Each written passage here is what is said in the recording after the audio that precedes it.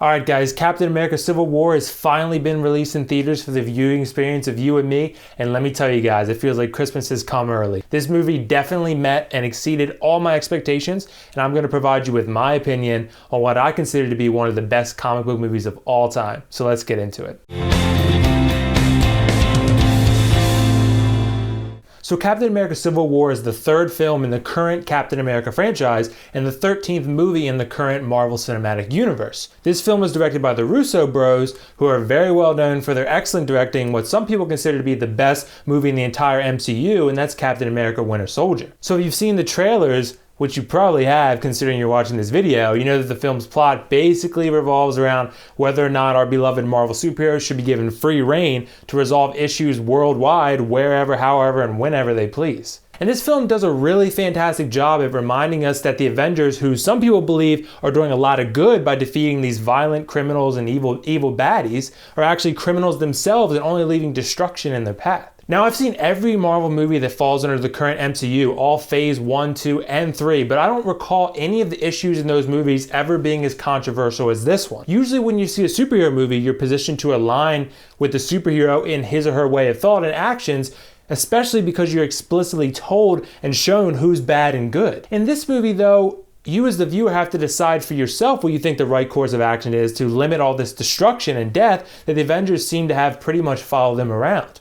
And that's the element of this film that I really enjoy, because as a moviegoer, you're not told how to feel, you're not told how to think, you're simply presented with information, and the movie lets you decide what you think superheroes should be allowed to do and when they should be allowed to do it, and with consequences, and whether they should have boundaries or not. One thing that's touched on a couple times in this film is the feeling within some of the Avengers that they simply need to accept these boundaries because sooner or later they're going to be enforced on them anyway, whether they like it or not. Some of these superheroes are concerned with how the public perceives them, and they don't want to be considered criminals and murderers and have people hate them for the work they do. Even though we get to see that our heroes are very stubborn-minded when it comes to their particular views on this issue and really in general, you can still see how much they care for one another and how it actually causes them emotional distress when one of their fellow heroes is harmed. It's sort of like brothers who get into a fight for whatever reason, but when the fight is over and tempers have calmed, they want to make sure that the other one's okay. And on the topic of emotion, in this movie, our characters make very emotional decisions rather than calculated ones. Cap wants to have Bucky back in his life because he believes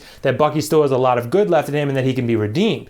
Bucky means a lot to Cap because of what they've been through, and that really can cloud Cap's judgment when it comes to doing what the actual right thing to do is in some people's eyes. But Cap's not going to let anyone tell him that his way of thinking is wrong. He's just not. He sees Bucky as a victim and someone who's entirely misunderstood. And that rubs a lot of people and some of our heroes the wrong way because they obviously have a much different take on Bucky Barnes. And Tony's not really any different, really. Tony sees the destruction that's being caused, that he has taken part in as well as the other Avengers, and he feels guilty about it. But he's not going to let Cap or anyone else stop him from doing what he believes is right. None of our heroes are, which is why we get a civil war, because none of our heroes back down from what they believe in. Alright, so let's transition to the acting. The acting in this film was the best I've seen in any Marvel film to date because, like I said, there's a lot of emotion wrapped up in the issue on both sides here. Tom Holland, who plays Spider-Man, and Chadwick Boseman, who plays the Black Panther, both get absolutely amazing introductions and act their parts beautifully. Everyone in the film really played their role extremely well, and there was not really a single weak link in the entire film. Everybody was good. But back on the topic of Spider-Man and Black Panther, I gotta say these were my two favorite characters in the entire movie.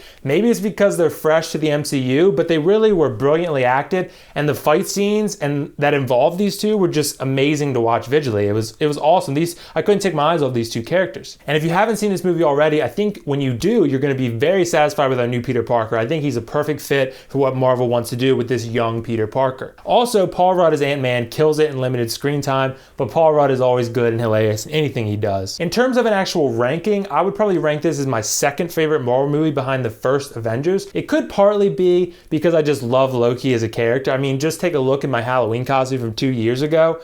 I mean, pretty cool, right? But this film has a darker tone to it than most Marvel movies, and I think that's going to resonate with a lot of fans and critics in a really good way. It's very dramatic, it's more of a drama than the other ones are. And there's still that Marvel comedy relief, but it doesn't usually feel forced, although in some scenes it did for me, but usually it's pretty spot on and pretty funny. I'm going to give this movie a 9.5 out of 10 and say that it's an absolute must-see if you have any interest whatsoever in superhero film. The action and CGI work is top-notch, the character development is amazing, the writing is good, the acting is good, but I'm just just knocking it down ever so slightly just because the movie was 2.5 hours long or so. And I think there were some parts that we could have done without to reduce the overall runtime. And the imperfect timing, like I said, on some comic relief parts, but like I said, it was pretty spot on for most of the movie. There was also some scenes that I felt like, that's a little too convenient for our characters. So did you guys see this movie yet? What did you think about it? If you haven't seen it yet, let me know why you haven't and whether or not you're excited about it. Drop some comments for me about your thoughts on this film.